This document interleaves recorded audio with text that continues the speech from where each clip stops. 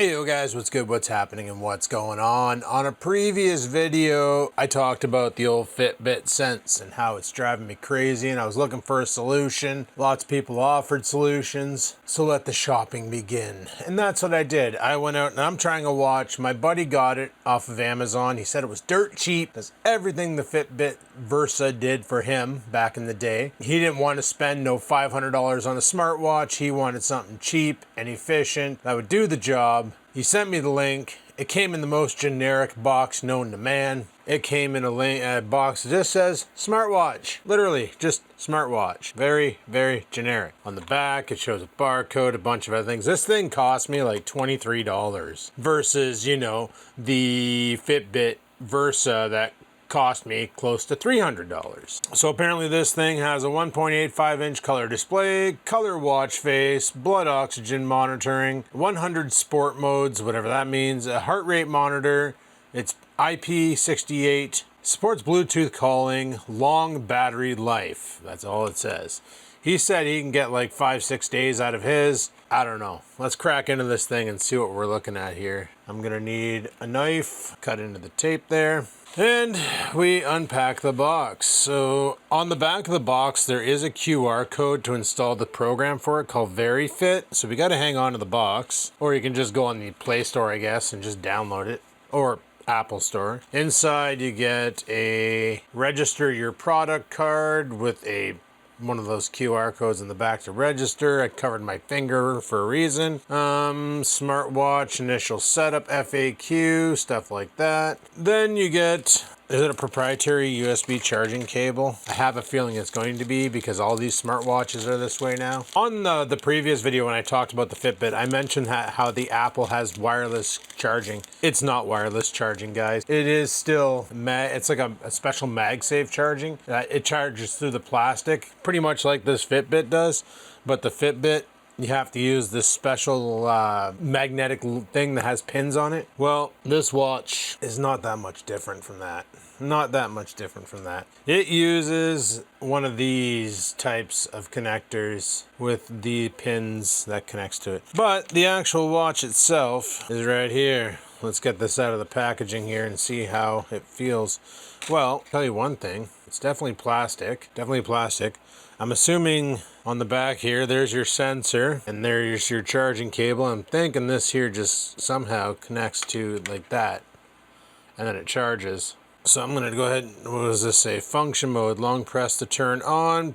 Please charge to activate the watch before you use it. Okay, so we gotta charge this thing. However, comparing the new watch to the old Fitbit, they're around the same size. The band here, this is plastic, so I don't see that lasting very long. But what do you expect for a $30 smartwatch? It got good reviews on Amazon, so I figured I'd give it a rip. But I think before we do anything, we should plug this into the USB charger here. Why does USB-A always have to be like that? I can't wait till everything's USB-C and we're done playing the 3-flip game. All right, I plugged it into the charger. It's currently charging. The watch is called the VeryFit, and apparently it's already 97% charged, so that's pretty cool. Charges really fast, they say, so we'll see how that goes. I'll let this thing charge up, and then we'll check in on it and see what it can do compared to the Fitbit. I don't know if it's a touchscreen display. There wasn't really much information with it. Just can't find the device. Can't connect to the app. How to reset the smartwatch. Battery drains quickly. Can't charge. The screen doesn't turn on. No notifications. No notifications. Sleep tracking doesn't work.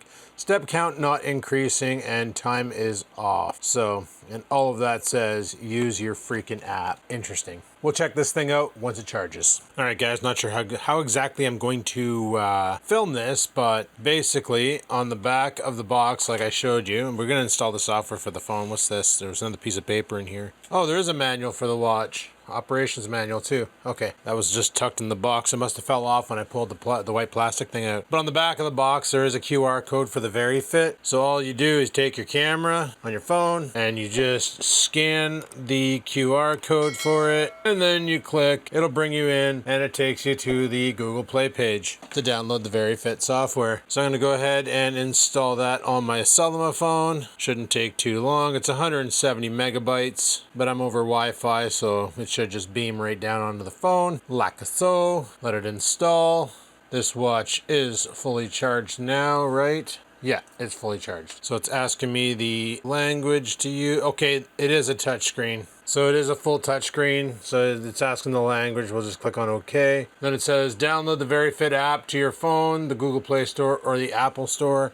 We've already done that. We're installing it. Let's see how this thing fits for a watch. I'll tell you right now, the one thing I liked about the Fitbit over this watch is the band, but it looks like this here uses just basic bands. So replacing the band with something more stylish or whatever shouldn't be that hard. That's the watch there on my wrist. That's not too bad. Okay, so you go, I agree.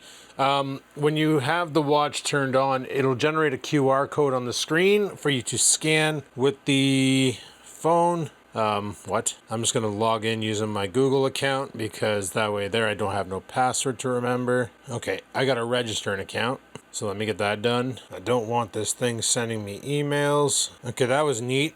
I just registered my account and it said it failed, but then it went through. So I don't understand. That was weird. Okay, so when you get to the page here, there is an add device. It's spamming me right now, trying to get me to do shit. So you click on add a device and you have the option for smart watch bracelet, body fat weight scale, or blood pressure monitoring. We're gonna go watch and bracelet. It says enable nearby device permissions. So we'll say enable permissions. Oh, you can connect it to your Sense as well. You don't even need to use the Google devices pairing with phone. And it says it's paired. Binding successful. Nice. Make the connection between the device and the app more stable. This device successful. Okay. The app is killed while in background. It may cause a bunch of nonsense. Let's click on, whoa, what the hell? Okay, so I just paired it to Bluetooth. All right, right now it's just set up. It asks you a bunch of shit about what language you want. What set unit format, so distance and kilometers. I'm not sure what pool length is, but it says in meters. I guess if you're swimming with it. So it is IP68, so you can wear it in the shower. Temperature is, I set it to Celsius because I'm in Canada. So you can turn on call alerts, enable call alerts, contact calls, enable permissions. That way there, and you can apparently make phone calls from it. Not sure how that works. I want to allow system notifications. Okay. I don't care about YouTube. I don't need Gmail notifications. I don't need LinkedIn. Actually, I don't need any of that. I just want it to tell me when. Health tracking. Okay, so you got a bunch of different health tracking options here. You got heart rate, stress, respiratory rate, SPO, drinking reminder, hand washing reminder, walk around reminder. So I definitely want the SPO and respiratory rate. Continue.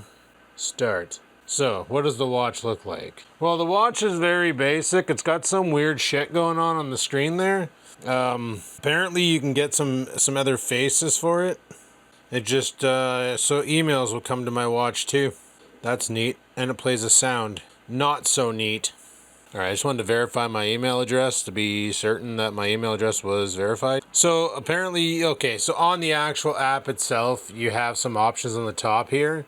So to change the watch face, you click on there, on the first one, watch face, and then there's all these different options for watch faces. I'm going to go ahead and find one that's close enough to what I had on my Fitbit that doesn't look too crazy and will let me see what I want to see. And I will be right back. All right, guys, I guess the next step of this testing of the watch, I got this weird freaking, anyway, it looks kind of crazy, but it tells me the time. It tells me the date. It tells me it is the right date, right? Yeah, it tells me it's just all synced up and it has the right time and everything. There is a dial on the side, and the dial on the side literally just swipes you through the different settings. But you can also swipe the screen and get there too. So, and if you press the button on the side, it brings you back to the home. I'm not quite sure the point of the dial on the side when you can swipe it, unless there's a way to turn off the swiping feature. So I don't know. I don't know. There might be, like, if you long press the side button, it might turn off the touchscreen. So like if you're using it in a pool, because I know on the Fitbit Sense, the problem I'd have is if I was wearing it in the shower, it would, the water would cause the screen to swipe and it would press the haptic button on the side, and it would cause it to do weird shit. like try and kick over Google Assistant or something like that. Apparently this watch also has AI built into it. That's what the thing said on Amazon. I'm not sure where that option is to turn that on. So, oh, up and down will cycle through the menus.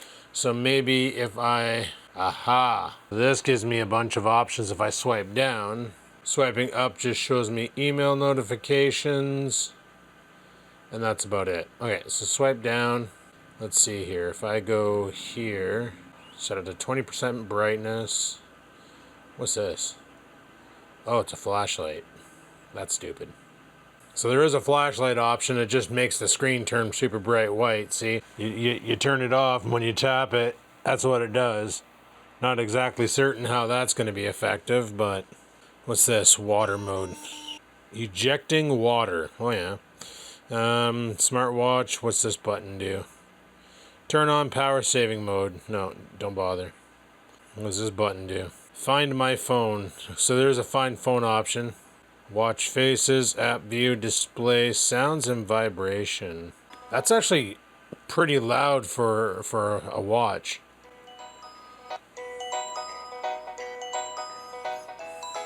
All right. Oh, what's this AI voice? Here we go. Hello, how are you doing today? Hello? AI, are you listening? Wait, why did it come across on my phone? Oh, okay, so the AI on the watch is actually the AI on my phone. So this has access to Google's, so how do I get back to that? Is there an easier way?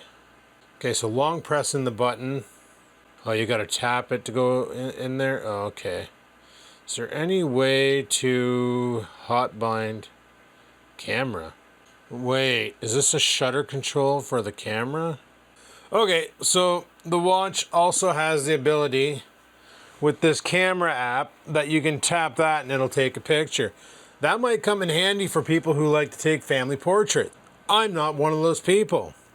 Like there's a bunch of different options in here. Like you got your activity, your phone, your AI voice, workout record, heart rate, blood oxygen, stress, sleep, cycle tracking.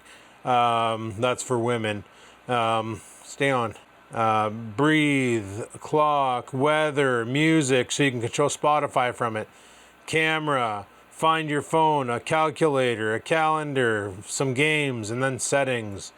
And going into settings is pretty basic. Your watch faces, your app view, your display. So you can go into display and you can see screen on time for 5 seconds. You can turn that up to, I'm going to set it for 10 because I'm sick and tired of it turning off. Then you can pick your brightness. Right now I got on the lowest brightness setting.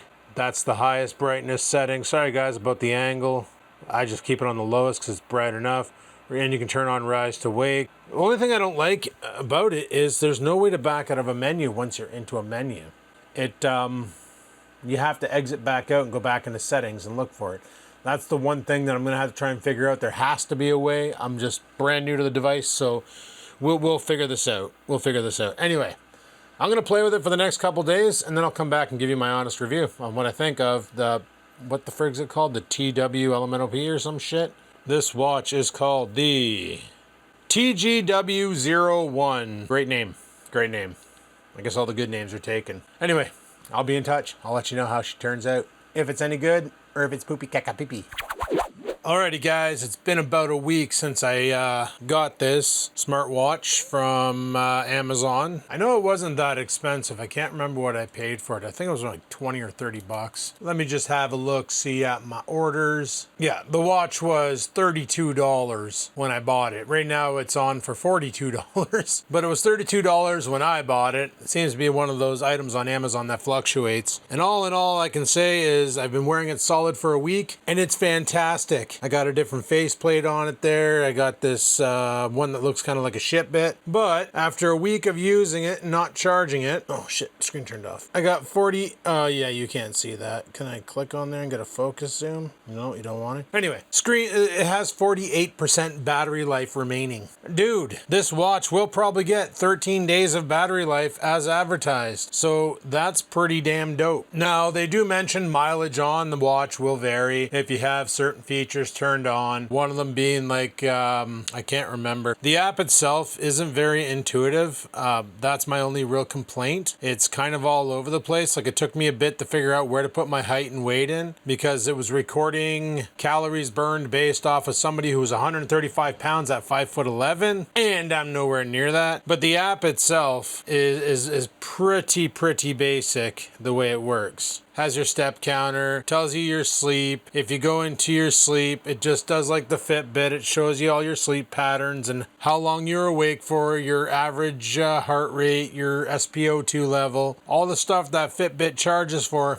it does for free. That alone is really cool. It does your kcals, like your calorie counting, and the thing is it does it by the hour. So it shows you based on your hourly expenditures of how many calories you've burnt. For some reason overnight it lost track at about midnight, 2 in the morning. It didn't really track any calories burned. Like, you're sleeping, but your body still burns energy while it's sleeping because it's got to keep the systems running, right? Lights got to stay on, so you're always burning calories, which is a lot of things people don't realize about calorie burn. They think, well, you got to go out and you got to do exercise. You can't be stationary. No, your body's in a constant burn. So sometimes it seems to screw up and miss. $30 watch. What do you want? It gets my notifications from the phone. The other day I was downstairs in the washroom. My phone was up here. My girlfriend called me and I was able to answer the phone from the watch. And I asked her afterwards, I'm like, how did it sound? She goes, well, I could tell you weren't talking on your phone, that you were talking through a Bluetooth speaker, but it wasn't too bad. And her voice coming across the watch in a quiet atmosphere, I could hear her loud and clear. Now, if I was, say, in a hockey game or at a concert, well, even at a concert, you're not using your cell phone. You won't be able to hear shit over that thing. But even with good Bluetooth headphones, you still wouldn't be able to hear shit over that thing. But in a quiet atmosphere like the house where my phone was upstairs and I was downstairs and I wanted to answer it, answering it through the watch worked in a pinch until I was able to get upstairs and grab my phone and switch the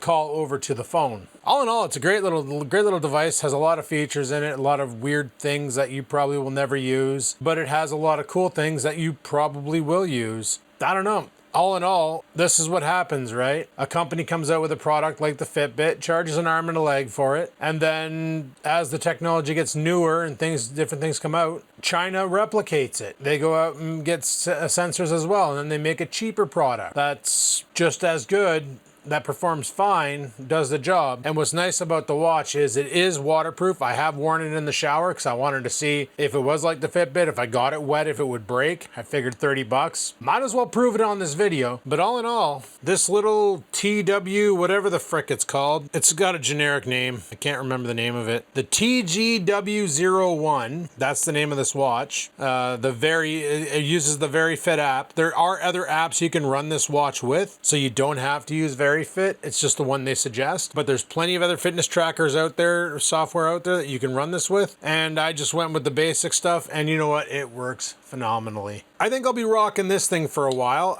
My original plan was, I found out from the comment section that Samsung makes a cheap fitness tracker called the Samsung Fit, which they claim also 13 days battery life. Now that I know it's possible with cheap China, they're probably not that far off. And the Samsung Fit is also a $60 smart watch that gets an amazing battery life, has a lot of features, uses Wear OS, which is what a lot of the Android watches use. So all in all, another great product for anybody looking for a watch that won't break the bank, that can track your steps, tell you the time, and receive notifications when you're getting text messages. Because one thing with me is I don't usually have the ringer on my phone. I usually have it on vibrate. Having the ability where I can get a notification on my wrist, because 90% of the time this thing here is not in my pocket. I have it sitting on my desk or sitting on a table. When I'm home, I don't really use it often unless I get a text message or an email that I want to check really quickly. Anyway, guys, As for this watch, I'm going to give it like an 8 out of 10 because the software is a little bit quirky, but like I said, you can get other software for it. And the controls are a little bit weird, but for what it is, it's actually a pretty damn good watch. So if you're looking for a smartwatch and not wanting to break the bank, check that thing out. Might do you good. All right, guys, until next time, peace the frig out.